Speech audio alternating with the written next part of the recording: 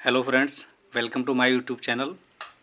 आज के इस वीडियो में हम एलसीएम और एचसीएफ के बारे में पढ़ेंगे। तो आइए जानते हैं एलसीएम और एचसीएम होता क्या है।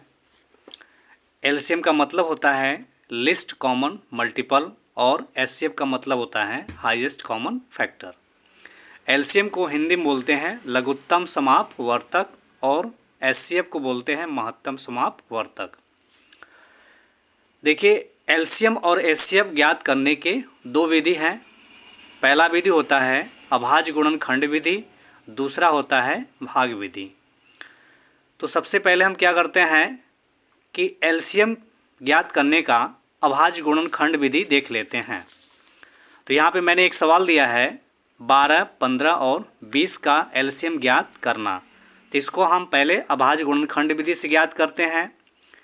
तो 12 को हम किस प्रकार से लिख सकते हैं, 2 गुणे 2, 2 दूना 4, 4 ते कितना हुआ 12। फिर 15 को क्या लिखेंगे, 3 गुणे 5। फिर 20 को क्या लिखेंगे, 2 गुणे 5। ये खंड कैसे निकालेंगे, तो आप इस प्रकार से अलग अलग कर सकते हैं। सबसे छोटी संख्या 2 से काट दीजिए, 2 तिहाई 6, फिर 2 से काट 2 छके 12 और 2 तिहाई 6, 3 एकम 3। तो देखिए इसका फैक्टर कितना आया, 2 गुणे कितना हुआ 3।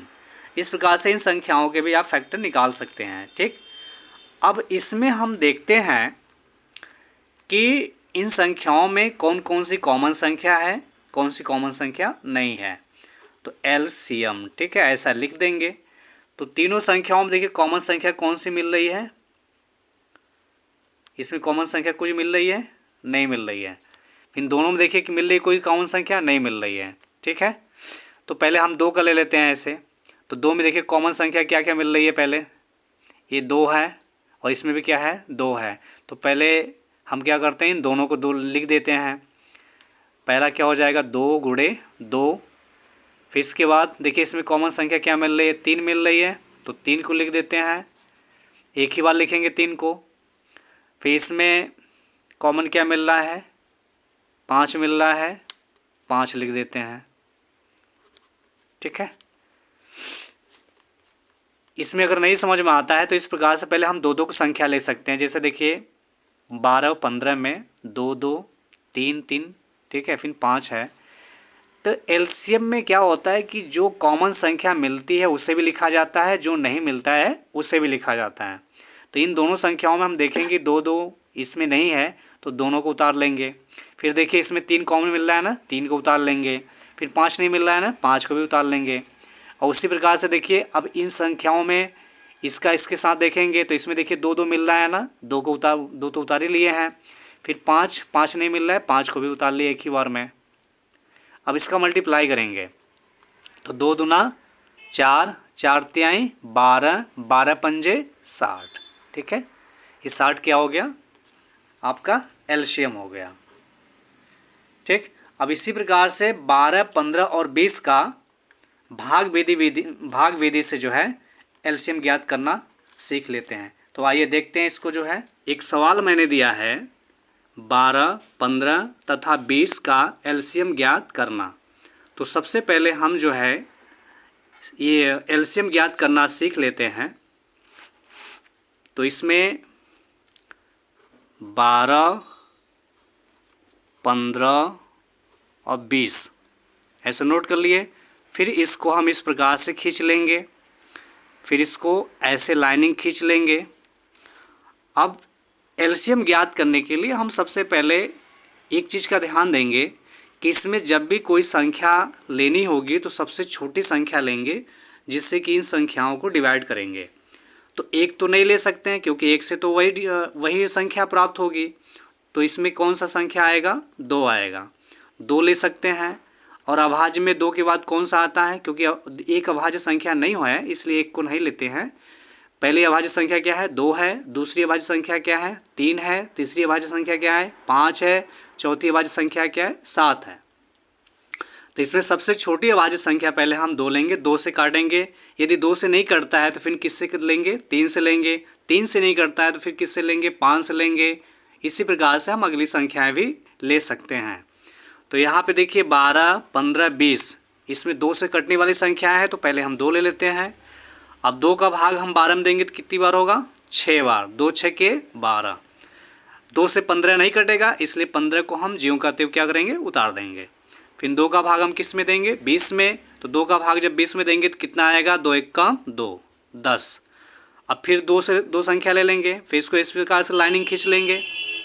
2 का भाग देंगे 6 में कितनी बार? 3 बार। तो 2 तिहाई 6, 15 नहीं कटेगा, 15 को उतार देंगे।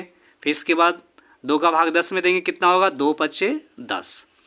अब यहाँ पे देख रहे हैं 3, 15, 5, जो कि अब 2 से कटने वाली संख्या नहीं है। तो किससे कटेगा? 3 से। तो हम 3 संख्या ले लेते हैं, फिर इसके बाद लाइनिंग खींच लेंगे। तो 3 से काटेंगे तो 3 1 का 3, 3 5 15, 5 नहीं कटेगा, 5 को उतार देंगे। फिर इसके बाद देखिए 3 से कटने वाली संख्या नहीं है, अब 5 से कटेगा तो 5 ले लेते हैं, फिर लाइनिंग खींच लेंगे। तो ये तो वही रहेगा, 5 1 का 5, 6 5 1 का 5। तो अब देखिए लास्ट में कोई संख्या नहीं बची है, तो अब इन संख्याओं को हम इस प्रकार से नोट कर लेते हैं। 2 गुणे 2 गुणे 3 गुणे 5। अब इनका हम आपस में क्या करते हैं? गुणा कर लेते हैं। तो 2 दूना 4, 4 तिहाई 12, 12 पंजे 60, ये 60 प्राप्त होगा। तो 12, 15, 20, इसका एलसीएम कितना निकल के आया? 60। ठीक है, ये हमारा क्या हो गया? एलसीएम। अब इसी प्रकार से एक संख्या और ले लेते हैं।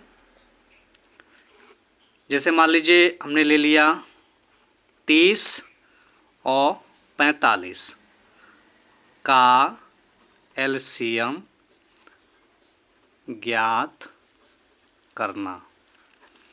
इस बार 2 संख्या लिए हैं तो ऐसे लिखेंगे अब लोग 30 45, फिर इसको जो है हम इस प्रकार से लाइनिंग खींच लेते हैं। फिर सबसे पहली संख्या कौन सा लेंगे? 2। तो पहले 2 ले लेते हैं। अब 2 से जो है 15 30 को काटेंगे तो कितना होगा? 2 1 का 2, 1 बचेगा 10 हुआ, 2 5 10। ठीक, 45 नहीं कटेगा, 45 को उतार देंगे। फिर कौन संख्या लेंगे? 3 लेंगे। अब 3 से करेंगे, फिर इसके बाद लाइनिंग खींच देंगे। तो 3 5 15, 3 1 का 3, 3 5 15। अभी 3 से कटेगा, 3 से 5 नहीं कटेगा, 5 को उतार देंगे। फिर 15 कितनी बार कटेगा? 3 5 15। फिर लास्ट में 5 बचा हुआ है, 5 से काट देंगे। 5 1 का 5, 5 1 का 5। फिर जिन संख्याओं से कटा है उसको हम इस प्रकार से नोट कर लेते हैं। 2 गुणे 3 गुणे 3 गुणे 5। फिर इनका आपस में हम गुणा कर लेते हैं। तो 2 तिहाई 6, 6 के 18, 18 5 90। ठीक है, तो 90 हमारा क्या हो गया? एलसीएम हो गया। ठीक है, किसका? 30 और 45 का एलसीएम कितना हुआ? 90।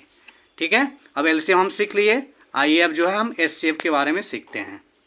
अब हम जो है एचसीएफ ज्ञात करना सीखते हैं। तो पहला सवाल इसमें देखिए दिया एचसीएफ में 15 और 55 का एचसीएफ ज्ञात करना। तो देखिए एचसीएफ ज्ञात करने की 2 विधि हैं। पहला अभाज्य गुणनखंड विधि है, तो हम पहले अभाज्य गुणनखंड विधि से देख लेते हैं। 15, तो 15 का अभाज्य गुणनखंड क्या होगा? यानी 15 को हम इस प्रकार से लिखेंगे, 3 से काटेंगे, 3 5 15, 5 1 कम 5, यानी लास्ट में कितना बचा? इसे लिख सकते हैं 3 गुणे 5।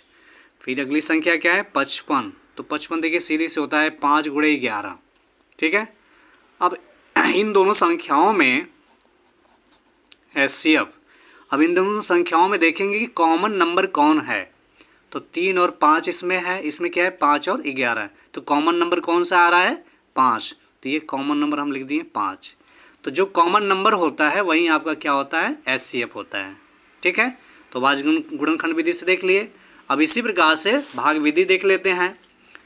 और भाग विधि को देखिए वो क्या बोलते हैं? यूक्लिड विभाजन एल्गोरिथ्म।